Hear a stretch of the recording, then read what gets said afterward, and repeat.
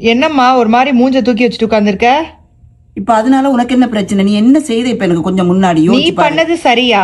ஒரே ஒரு cake piece அது சாப்பிட்டதுல என்ன உன் சொத்தா சரி, போயிருது. நான் கேக்குறேன், உனக்கு சுகர் இருக்கா இல்லையா?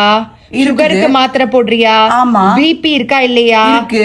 எல்லா நோயையும் வச்சுக்கிட்டு கிரீம் பிஸ்கெட் சாப்பிடுற, இது உனக்கு நல்லதா?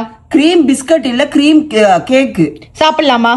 அது நான் சாப்பிட கூடாதுன்னா ஒரே கிரீம் ஒரு கேக் நாள் நான் மட்டும் நீ சாப்பிடுவேன். சாப்பிடல, கிரீம் பிஸ்கெட்டும் சாப்பிட்ட, சரி, அதை நீ லாலிபாப்பும் பறிச்சுட்ட. சாப்பிட்ட. இல்ல நீ அத பறிச்சிட்ட.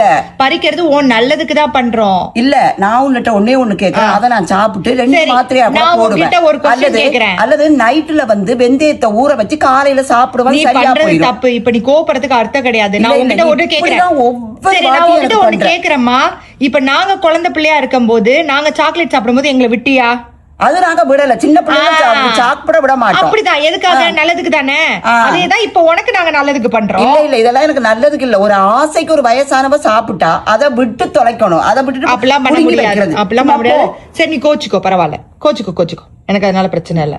நான் உன் நல்லதுக்கு தான் பண்றேன்.